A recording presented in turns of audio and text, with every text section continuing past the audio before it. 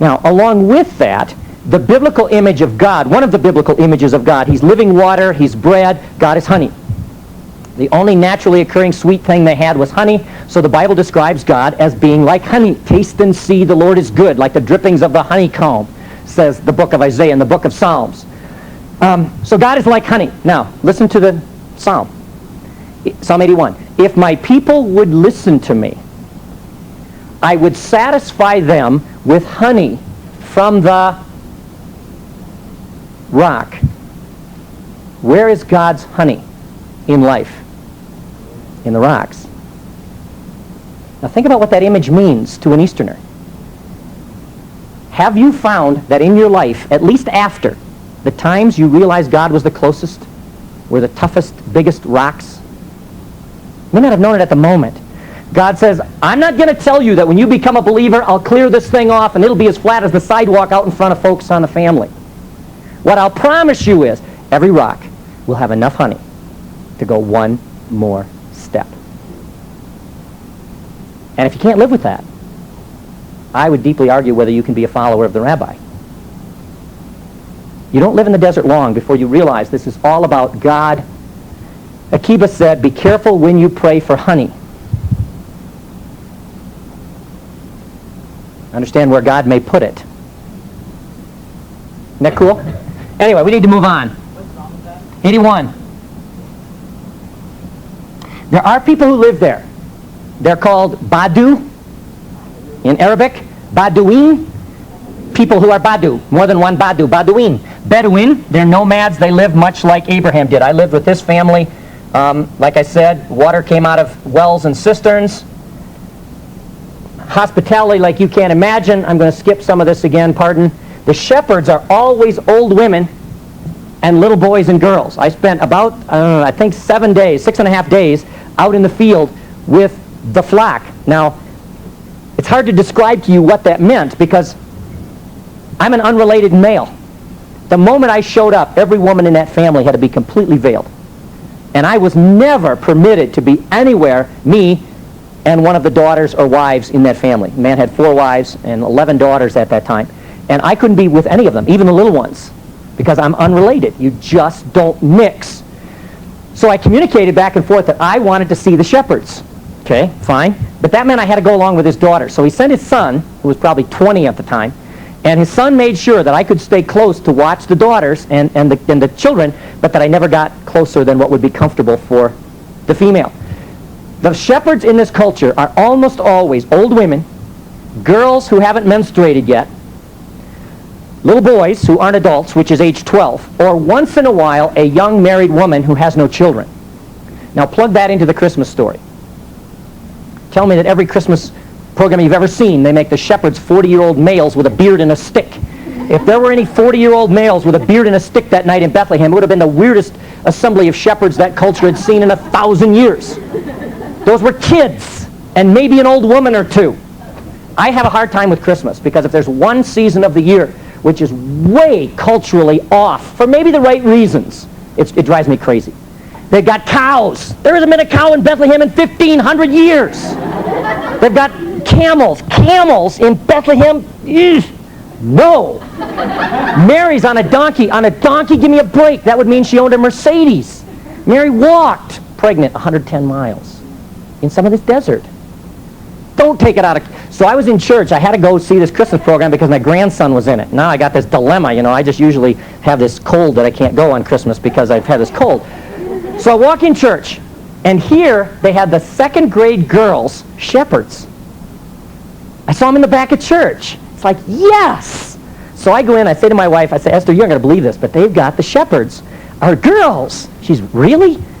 Then you'll be happy finally at a Christmas program. So they come down, they'd given each one of them a beard and a stick. So they had all the, anyway, that's the shepherds.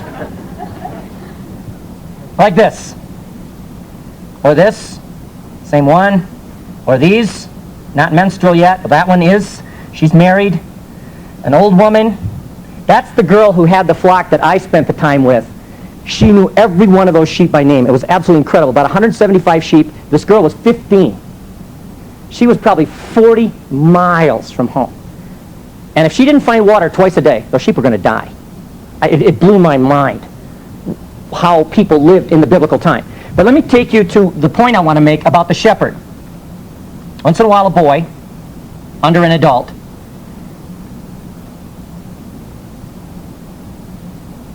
oh man, I left that out. Okay, I've got to show you. Can you pardon me just a second? Yeah, even if you can, I'm going to find it anyway. Anybody have a question while I'm looking for this? What are the men do? Absolutely nothing. You will never find, it is unbelievable how little the men do in that culture.